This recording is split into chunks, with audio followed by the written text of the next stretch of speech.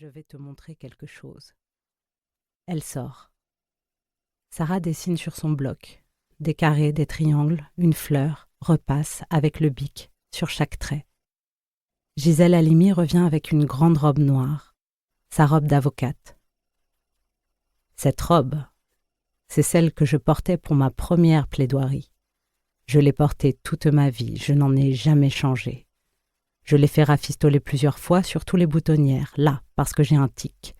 Quand je suis en audience et que la tension monte, je la boutonne et la déboutonne à toute vitesse.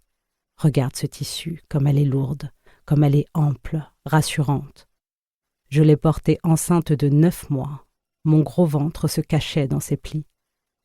Elle contient toute mon histoire, toutes les causes que j'ai défendues, mes échecs aussi. Sarah effleure la laine sombre, lustrée par endroits. Je ne sais pas si je pourrais porter ça. Elle rit. Gisèle plaque la robe sur elle. Elle te va bien, pourtant. On fait la même taille. 2 gamines en train de jouer à se déguiser. Sarah trouve enfin les mots. Et vous avez toujours voulu être avocate ? Alors Gisèle raconte. L'enfance en Tunisie dans les années 1930.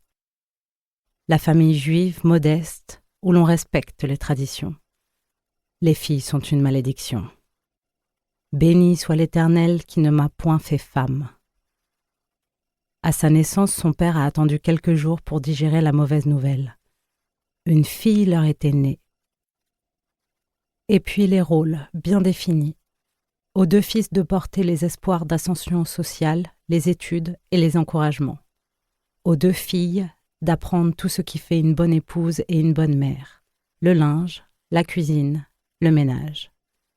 Et tout de suite, très jeune, cette envie que sa vie ne soit pas ça. Boulimie de lecture, de savoir, étendue à plat ventre sur le sol, lisant à la lumière d'une ampoule faiblarde fichée dans une prise au bas d'une porte. Concours de nage, à perdre haleine, avec les garçons, mais surtout, une incapacité à accepter l'injustice. Pourquoi ? Parce qu'elle est simplement née fille. Ne pourrait-elle pas avoir un métier, une passion, voyager, rencontrer toutes sortes de gens, ne pas se marier ? Au fond d'elle-même, elle ne se trouvait pas inférieure aux garçons. Pourtant, elle était traitée comme telle. C'était donc ça, l'oppression. Elle était une victime, mais une victime n'est pas forcément passive. L'oppression pouvait se combattre. C'est là qu'est née la vocation. D'un côté, ceux qui oppriment, de l'autre, les humiliés et les offensés. Elle avait choisi son camp. Sa mère, le doigt sur la tempe. Gisèle, elle ne veut pas se marier, elle veut étudier. Après le bac, elle a quitté la famille pour faire son droit à Paris. Est revenue passer brillamment le concours du barreau de Tunis, a gagné le concours d'éloquence. Sarah voit l'avocate entrer en scène. Une voix douce, qui porte loin pourtant. On sent les années passées à rouler les mots dans la bouche, jusqu'à ce qu'ils sonnent parfaitement. Les scansions posées là où il faut, les silences ménagés. Gisèle Halimi déploie tout son art devant la jeune fille, qui ne prend plus de notes depuis longtemps, qui la regarde et l'imagine, toute petite face au ténor du barreau, déboutonnant et reboutonnant sa grande robe noire. Gisèle s'interrompt. « Oh, Sarah, je suis désolée. Je parle et l'heure tourne. J'ai un autre rendez-vous et je suis loin de t'avoir tout dit. Il manque même l'essentiel. Veux-tu revenir la semaine prochaine, même heure ?» Le thé a refroidi dans sa tasse sans que Sarah y ait touché.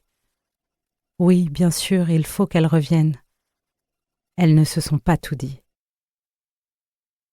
Chapitre 2. Gisèle regarde sa montre. Sarah est en retard. Elle sourit en pensant qu'elle, à 17 ans, n'aurait jamais fait attendre une vieille dame. Elle se sent rajeunir. Plus proche aujourd'hui de cette jeune fille que de celle qu'elle était à 17 ans. Quelle énergie alors, quelle révolte en elle. Aujourd'hui, la flamme est toujours là, mais vacille. Sarah, elle, semble éteinte. Est-ce parce que cette génération a hérité... Pour continuer à écouter ce livre audio gratuitement, cliquez sur le lien dans la description.